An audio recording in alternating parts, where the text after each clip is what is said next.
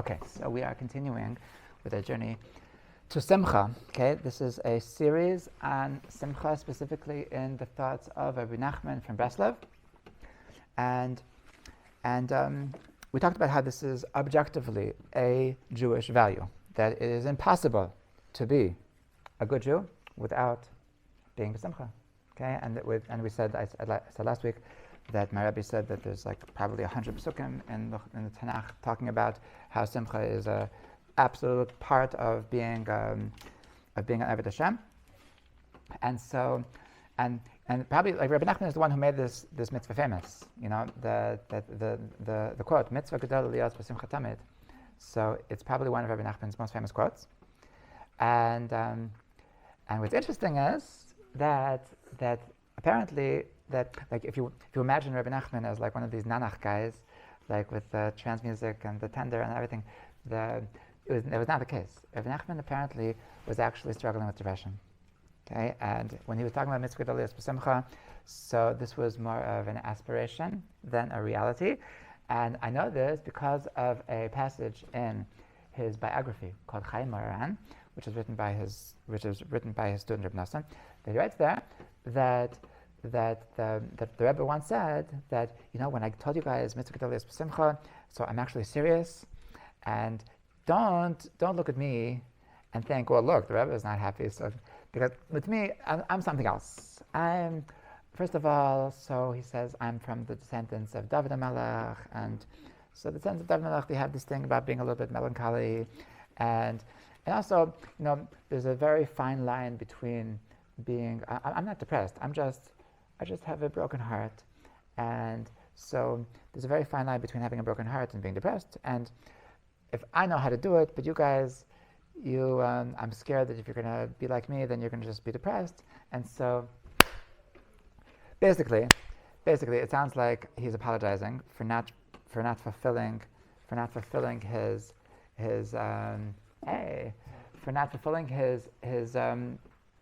vision of mitzvah gedol liyos b'simcha, and he actually would have wished to be more of a simcha, and it just didn't go.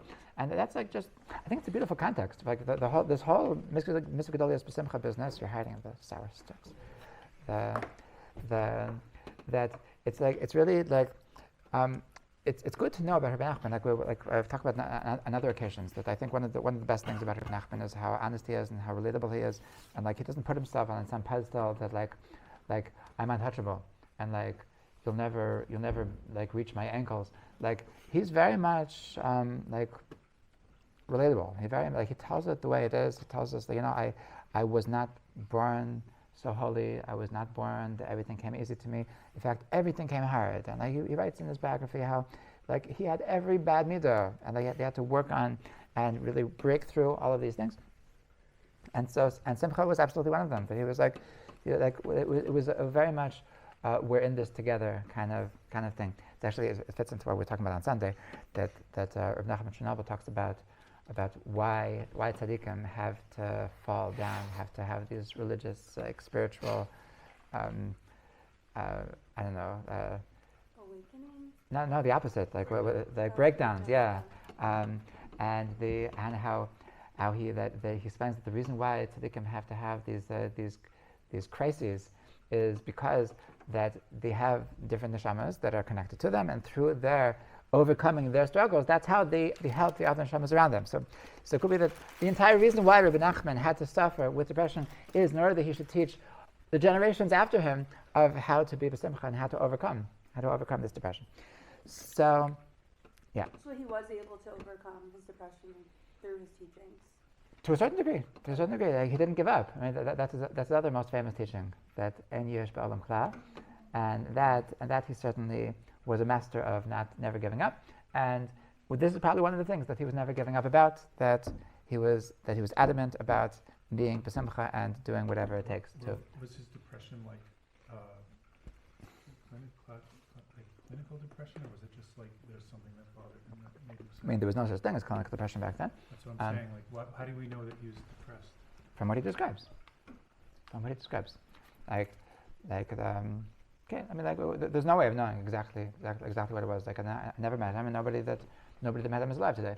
So it's really, it's really impossible to know exactly the situation, but it's clear from what he attests to himself that he wasn't this happy-go-lucky guy dancing on the minibus.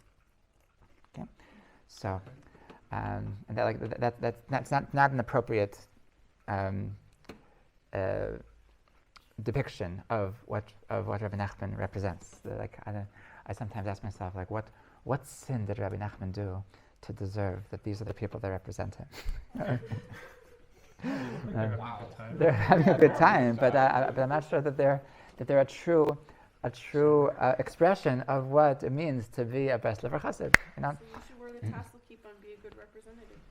I should. You Okay, should stand next to them and my- look really sad. my- So no my- one's Yes. looking at my- it. just my- like bouncer. my payas are on the inside. That's no, they're way bigger than behind my ears. They wouldn't fit behind my ears. They're like all the way down to the floor and back. Okay, that's how big my payas are. You have no idea. You ain't seen nothing yet. Okay. So last week we spoke about how Simcha is a choice, and how Simcha, we need to be proactive about Simcha and not to wait for that happy day. And it's something that needs to be really be worked on, and something that we can decide to be b'simcha. And we have more power than we realize. In terms of we can force ourselves, we can bring ourselves to being b'simcha. Today I want to speak about the opposite. We touched on this last week, and I want to really go more into depth about the opposite approach, and that is that simcha is the natural state of a Jew. Okay, this is what modern psychology agrees to, and that the part of that meaning depression is a mental illness. Okay, and meaning that sometimes, and this is something that a person has to be aware of, that sometimes that the reason why they're depressed is simply because there's something missing. There's something a chemical imbalance, and a person in this situation. So, like I know lots of people in many situations, like with mental illness, that they feel bad taking meds, and what I hear time and time again is that I want to be me. And I feel like that this is artificial, this is not me. But the truth is that they're making a mistake, because the truth is that the real you is the you on meds. The truth is that you're simply missing some chemical, and that's the fake you. And like I have this with many of my kids. Like I'm self-diagnosed as ADHD because you've heard this from me. No, I just figured. You would say that. Thank you. So I'm not the only one. So I realized this because all of my kids have ADHD, and my wife is not ADHD. My wife is quite the opposite. Like I remember when we first married, she was like busy reading the side of the cornflakes box, and I called her name 3 times, and she was just not there. She was so she's like, and I'm like, if like something is about to fall on the other side of the room, I'm like, jump. That's like, yeah, there's perks to that. It's I've even heard that it could be like it's like evolution, that like mankind is like evolving to a better state of being a super consciousness, and like, yeah, we're the new and improved. Whatever makes you feel better. Yeah, exactly. So it certainly makes me feel better. But thank you for your validation.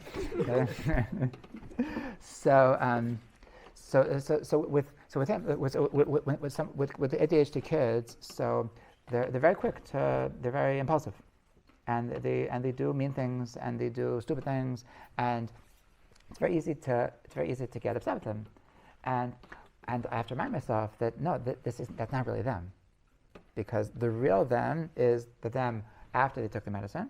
And then they are able to control themselves, and it's simply like it's not fair to be upset with them if it's not the real them that made this mistake.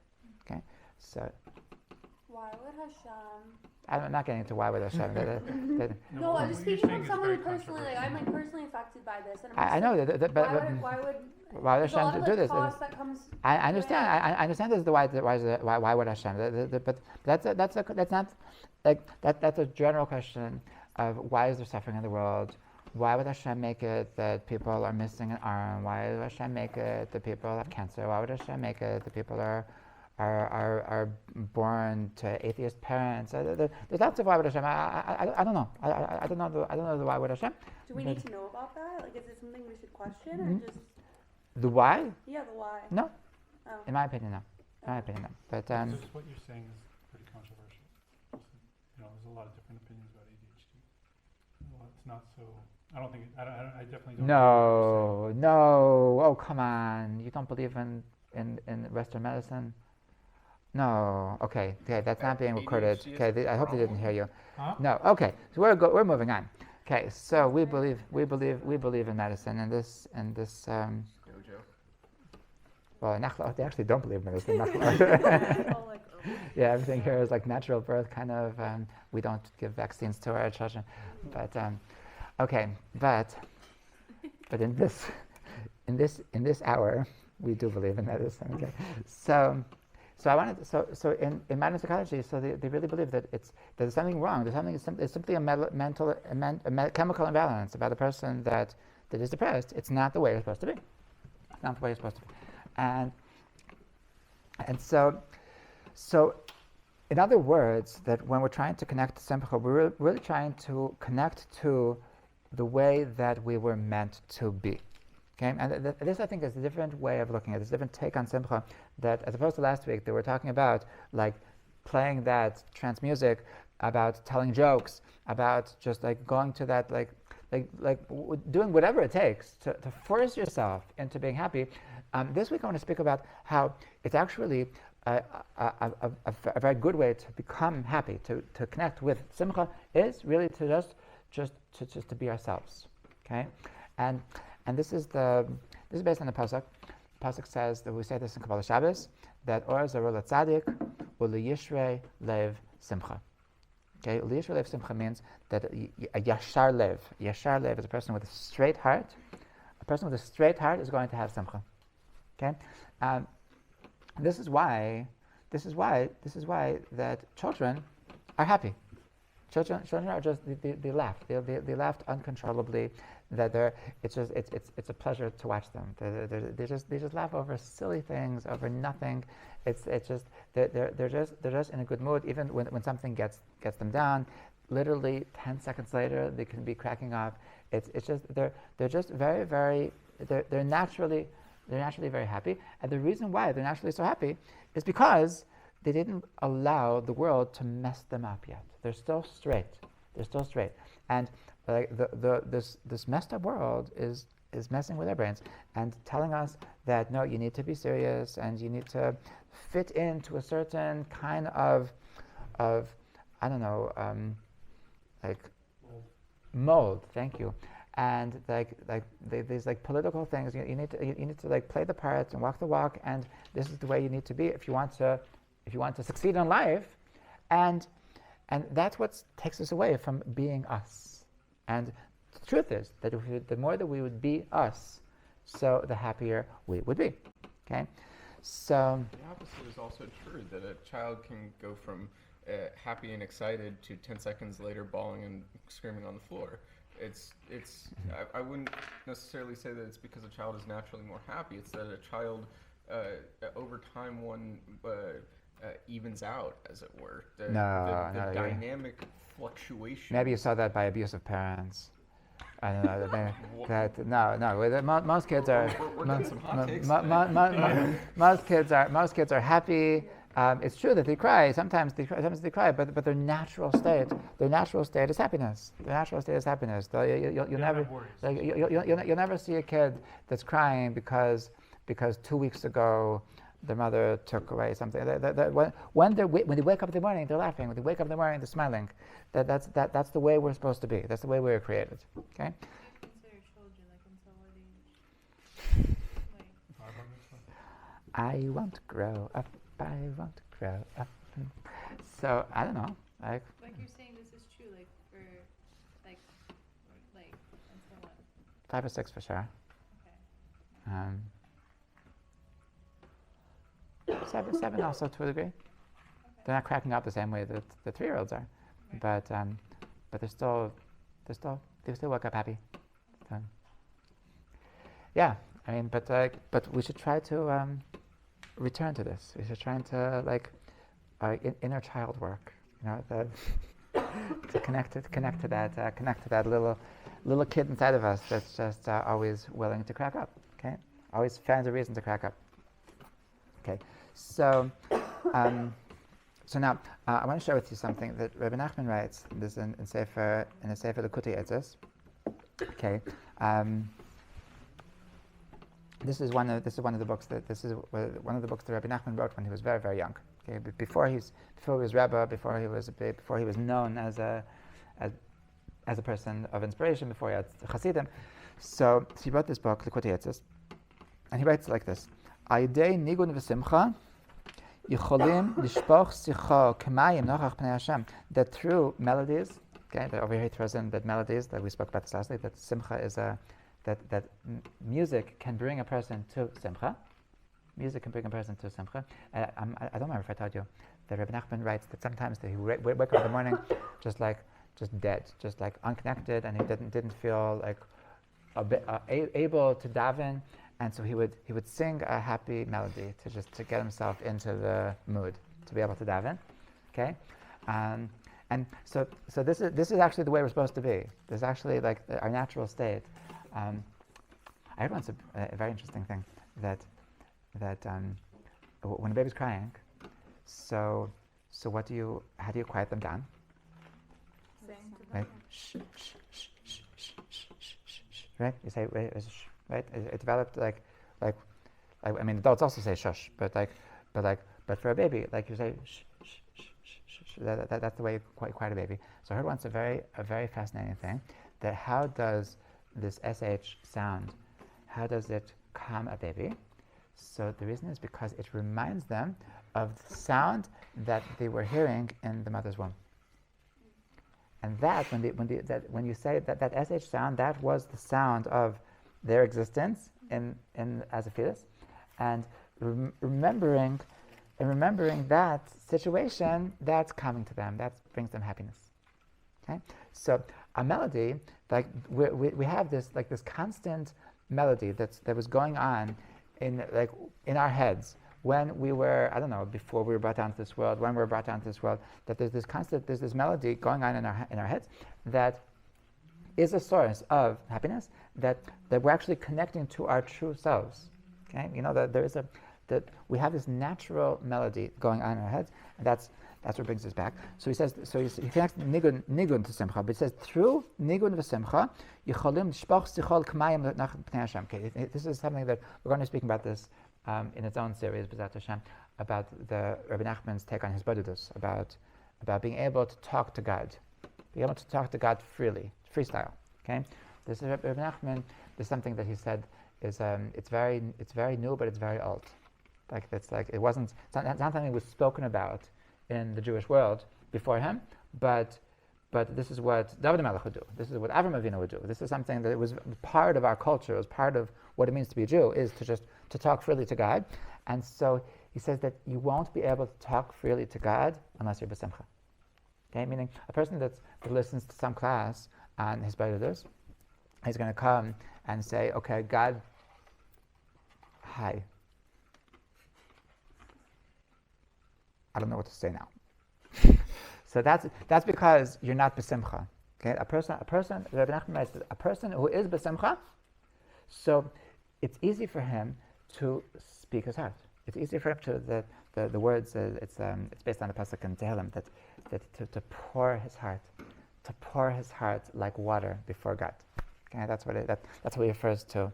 That's what he refers to prayer. Okay, the pasuk says in Tehillim Kuf Bet that tefillah la'anikiyatav lifnei Hashem yishpoch sicha. That before Hashem, he pours his heart. He pours his. So there's the ability to be able to just tell God, to communicate with God what's on your mind, to be able to to really relate to God and be able to be open with Him, this is dependent on Simcha. Okay? In other words, that a person who's not b'Simcha, a person who's depressed, so their heart is closed. Their heart is, there's an expression like my heart is a rock, like lev ha'evan. Okay, the pasuk says in Yechezkel, "V'hasirosi lachem lev ha'evan, v'natati lachem lev basar." But Hashem tells Yechezkel that they're talking about the end of days. When Mashiach comes, I'm going to take away your heart of stone, and I'm going to give you a heart of flesh. Okay, Rebbe Nachman said once that when Mashiach comes, everyone's going to be Breslov.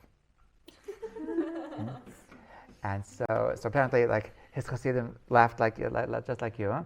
And he said, no, I don't mean they're going to come to my Shalosh Shudas. I mean the Breslov is Lev Basar. Breslov, the letters Breslov is Lev Basar. Okay, heart of flesh. And this is what he meant. Okay, that as opposed to having a heart of stone, so when Mashiach comes, so the entire world is going to have a heart of flesh. What's it mean to have a heart of flesh? That it's like it's malleable, that it's sensitive, that a heart of flesh, that like when something bad happens, you're sad. When something happy happens, you're elated. That when you're connected. You're connected. You're there. Okay, so that's what it means to have a lev basar. So when a person has a lev basar, he's able to be. He knows what he thinks. He's able to be. He's able to express what's in his heart because he actually knows what's in his heart. Right? Like most of us we're just disconnected. We just don't have no idea. We have no idea what we are. Actually, it brings me to the next paragraph in Likutei Yetzis. He writes that Ayidei Simcha Zochim L'chidushim D'Oraita. Through Simcha, a person is able to come to Chidushei Torah, to Torah novelties. Okay, we're just talking about this now. I see that everybody. It says that everybody has their own chelik in Torah. Everybody has their personal Torah that Hashem is trusting them to reveal to the world, and that's called their chidushei Torah. And this is they're put into this world with the responsibility to reveal these chidushei Torah, and so that a person can only come to these chidushei Torah through simcha. Okay, that means there's something that a person needs to be connected. The person is never going to get to their take in Torah. The person is never going to be really connected to what I am expected to reveal in the Torah, what the Torah says to me. Okay, this is what it means, Chidushei Torah. Chidushei Torah is, what does the Torah say to me? That everybody's reading the same psukim, but to me it says something else. And when you tell everybody else what the Torah says to you, that's your chelik in Torah. That's your Chidushei Torah. So a person can only come to their Chidushei Torah through simcha. Okay, if they're not going to be with simcha, so then they're, and so there's this connection between being in touch with myself and being b'simcha. Okay, so Rebbe Nachman says that when I'm b'simcha, I'll be able to be in touch with myself.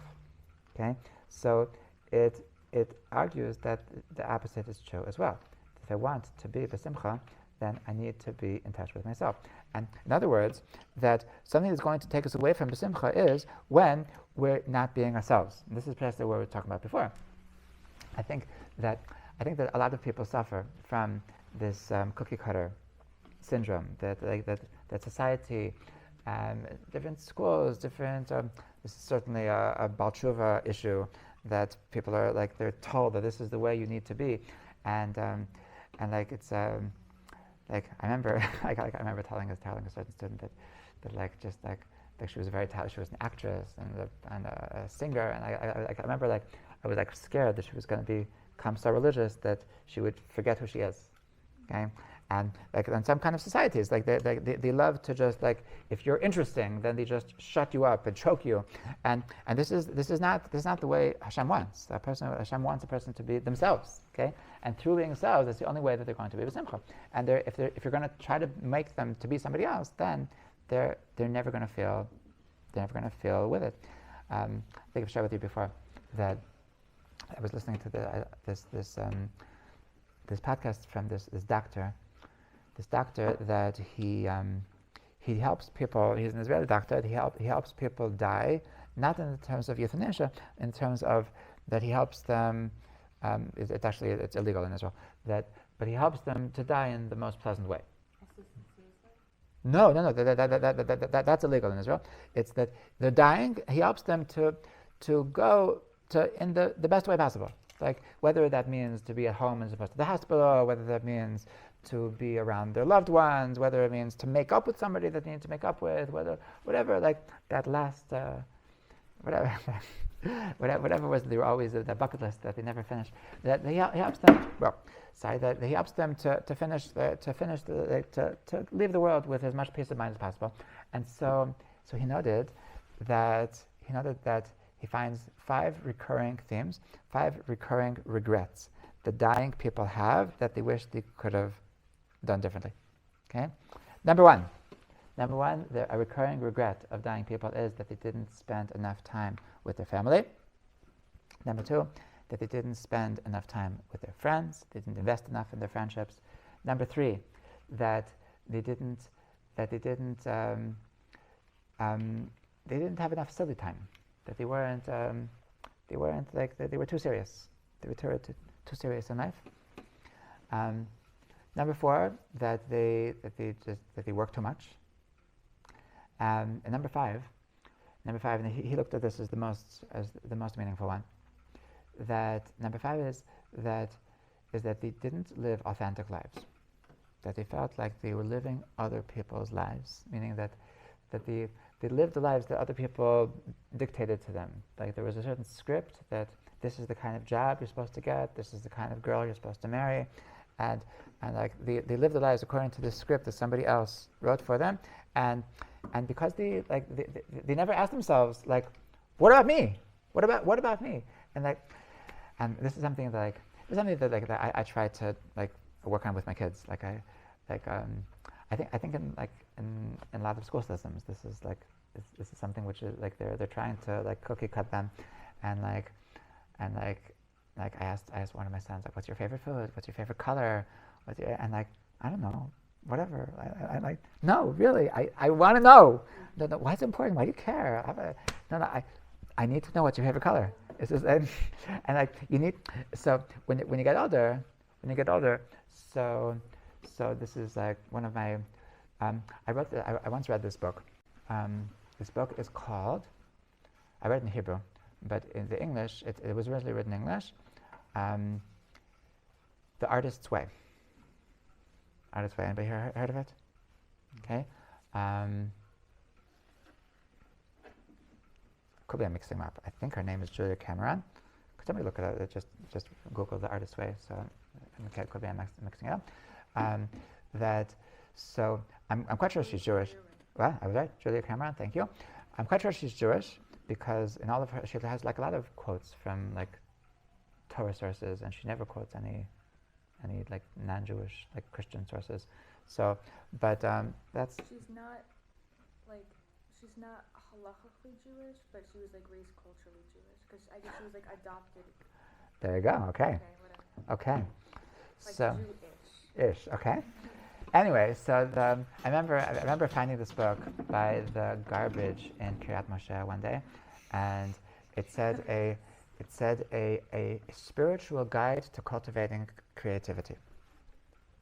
Okay, so that perked my interest, and because like I was always like I don't know, I felt like I had something I had some kind of block that I couldn't express myself, like some melody that I haven't yet shared with the world, and like I wanted to, like it was something that was really on my mind, and so she talks about she has different techniques about how to cultivate creativity, and which is what Rebbe Nachman here is talking Chidush Torah. A person's Chidush Torah is what do I have to say? What does it say to me? Just not to just like spit back what it says in the books, but like what does it say to me? So in order to cultivate this place of creativity, so she writes that she talks about something called journaling, okay, which I find to be amazingly life-changing exercise, and that is to just take a pen and paper, and she says for 20 minutes. I never was able to do it for 20 minutes, but for me, 10 minutes is more than enough.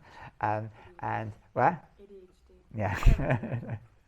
Thank you. So just to write down everything that's on your mind. To just write down like any thought that crosses your mind, okay, and to just be able to just like, and if you're thinking, I don't know what to think right now, just write down, I don't know what to think right now, and then you're able to, and through writing down what's on your mind, what thoughts are going through your head, so you're able to delve into the depths of your heart and to get to what's on your mind. It's an amazing thing, and it's just like she talks about it just in terms of like getting out all of the clutter to get to your true self. But I found this to be just an amazing way of just getting in touch with actually what's on my mind, because like these thoughts are coming to you. They're not consciously being put there, and to try to ask yourself questions and wait for the answers to come. This is an amazing exercise in getting in touch with yourself. And that brings us back to Rebbe Nachman's first point in letter Tetvav, where he talks about that this is really the essence of hitbodedut. Really, that when a person, the truth is that I once Rebbe Nachman writes in one place that he tells his Hasidim, you might have heard this, that real Breslovers, they do hitbodedut an hour a day. Okay, Rebbe Nachman advised his. Well, in the forest, of course. And so he really advises students to do an hour a day. But he writes in one place that if he would have it his way, that he would take 2 hours a day, because you need 1 hour to prepare for the hitbodedut, and then 1 hour of hitbodedut itself. Okay, so I interpret that line. I interpret what Rebbe Nachman meant about the hour to prepare for hitbodedut is journaling. Is what? How do people Just have journaling. An extra 2 hours a day, because how do people have when they have kids and a job? How do you have 2 hours a day? very rich. It's okay. So. How does What? that solve the kids thing? Right, between Is it the husband that goes to the forest between or 2 and 5 in the morning. So plus job today? it's okay. I'm telling you, if 10 minutes of journaling and 10 minutes of hitbodedut will be amazing. It'll be life changing. Okay, don't get bogged down on the details. This just sounds like the statement of like the Chazal statement that they would have an hour of preparation for Okay. davening an hour, It and could then be. an hour afterward, which, I mean, 9 hours a day in tefillah is a bit of a stretch. The Gemara asks the question. The Gemara does the question. The Gemara says that because they were big tzaddikim, so they were able to marry rich. No, they were able to. They were able to have lots of money in a short amount So of it's the time. men, not But the women that are going. Of course, women have to do it, bodedut. You're sexist or something? So Who's taking care of the kids? the kids are also doing it, bodedut. This is a family outing to the forest. Babies? Okay, so everyone's going to the forest together. We're crying together in the forest. Okay. You can find 5 minutes of journaling and 5 minutes of I'm bodedut. sure 5 minutes. You but will. 2 hours. That's doesn't compare. Yeah, you're not going to do 2 hours. B'ezrat Hashem. When you're Well, retired. When I marry rich, I will. But, and when your kids are married, then you will. Okay? Amen. Amazing. So this is that through being in touch with yourself, you're able to talk to Hashem. Okay? And you're able to really talk to Hashem what's really on your mind, and not talk to Hashem what somebody told you you're supposed to be davening for, and somebody what everybody says you're supposed to want, and you're supposed to ask Hashem what you're supposed to want. And through the journaling, through the getting in touch with yourself, then you're able to actually talk to Hashem what's actually on your mind. Okay? And then we're actually to talk to Hashem what's actually on your mind. Then you're able to connect to something which is even higher. Okay? And this is like, I don't want to jump the gun on our class on hitbodedut, but anybody who practices hitbodedut experiences that it's actually a conversation. Wow. That it's actually that you say things to Hashem and Hashem actually answers you back, and you're actually able to connect to something which is even higher than your own consciousness. Like the journaling is connecting to yourself, and hitbodedut is allowing you to connect to something which is beyond, which is actually from God. Okay, so we're before that. Okay, we're before that. We're Get to that though. we're going to talk about hitbodedut. We're going to talk about it. Right now, we're just talking about Simcha, and it's through Simcha that we are connecting, we're able to daven. That we aren't able to daven. That before you're doing Hizbadut, before you're B'Simcha, and B'Simcha is about being yourself, so then you aren't actually able to talk to Hashem. Okay? Because you don't know who you are. You don't know who you are, so you aren't able to communicate properly. Okay, good to see it. So, so this is the first point of Liyishrei Lev Simcha, that having a straight heart, being ourselves, not living someone else's life, not living the life that somebody else intended for us. So this is what's going to bring us to Simcha, and to connect to this through just being in touch with ourselves. The more that we're in touch with ourselves, we're going to have a straight heart, as opposed to a crooked heart, as opposed to a heart that society has been twisting and made us something else, made us into like some kind of pretzel that we don't recognize anymore. Okay, so this is the first point of Simcha. Nachman said once in a somewhat poetic and somewhat sarcastic way. He said that through Simcha, a person is able to know his name. Through Simcha, he's able to know his name. This is, maybe I can find this for you. So he said, and in this context, he quoted the Gemara says. You ever notice that in the Siddur? So it says after Shemona Esrei, it says that there's a list of psukim. There's a psukim that you say which is related to your name, right? Psukim is related to the name that you say that if you're I know my name, that you take, if your name is Abraham, so you take a pasuk that starts with Aleph and ends with Mem, and then that's your pasuk. Okay, so and then you say this pasuk before the end of Shemona Esrei, and if you do this, then after you die, so when the angel asks you what's your name, you're not going to say I forgot. Okay, because apparently dead people have this phenomenon that when the angel asks them what's your name, they forget. So the Gemara says that if you say the psukim, that's a segula to remember your name. Okay, you've seen this before? No. Yes. No? Okay. So Rebbe Nachman said that how come dead people don't know their name? How come they forget their name? So he says the reason why they forget their name is because they're not b'simcha. Because they're not b'simcha. When they're dead, because they're dead. Yeah, it's not so happy. Makes sense. It's not so happy to be dead. So because they're dead, they're not b'simcha. Because they're not b'simcha, so then they forget their name. So that's why if you're b'simcha, so then you'll remember your name. So what it really meant to say was, what do you mean to know your name? What do you mean to know your name? I thought this. I had this idea even before I was Hasidish, that when it says to remember your name, what does it mean to remember your name? To remember who you are, to know who you are, to know what's your mission in life, to know like what God wants from you in this world, to know like what your potential is. That's what it means to know your name. Okay, so that's really what it means to know who you are. Okay, so only through Simcha is a person ever going to know who they really are, and that's what it means to know your name. Okay, so as long as we're down, as long as we're depressed, we feel dead, we feel like things are just whatever, so then we're not going to be in touch with ourselves, and if we're not in touch with ourselves, we're not going to be b'simcha. Okay, it's a two-way street. Okay. When you say name, do you mean Hebrew name or just your name? For the Shemona Esrei thing, or for the idea? The idea. The idea is not a Hebrew or an English name. The idea of your name is what your mission in life is. Oh, okay. So it's not like my name. It is. Well, if my name The was Jewish. true Hannah. But what if my name was like, I don't know, Christina? I was in my class about Christmas, so we taught that Christ actually just means Mashiach. So it just means that actually just means that you're Mashiach. What? In what language? Latin. Yeah, in the source. Yeah. So anyway, but I don't mean your actual name. I mean, the truth is that your Hebrew name does have to do with your essence, which has to do with your mission. Like I have a but sister named Hunter. Like that's not.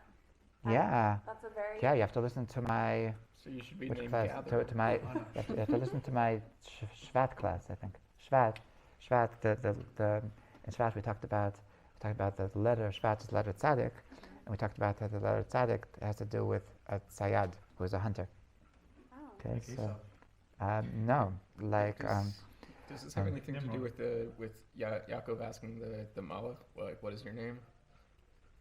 I mean, like, not really, because the Malach doesn't have a name, but like, it has conversely that from the fact that the Malach doesn't have a name, that means that they don't have a particular mission, because they just every day they have a different mission, whereas we have an essential mission, because we're humans, because we're not angels.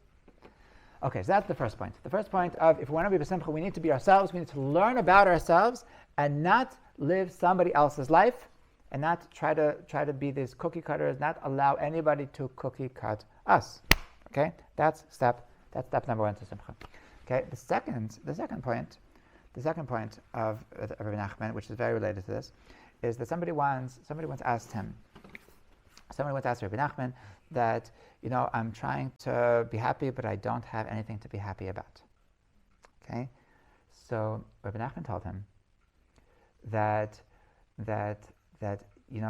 if you really, really have nothing to be happy about, you really actually never done anything good in your life, you're just the worst person that ever existed. So you can still be happy. You can still be happy. You can still be happy just because you're a Jew. Just the fact that you're a Jew is enough of a reason to be happy, and you should just be jumping for joy. Shalo asani goy. Okay, so this bracha that we make in the morning, shalo asani goy. That every time that we say this bracha, shalo asani goy, we should just be jumping for joy. And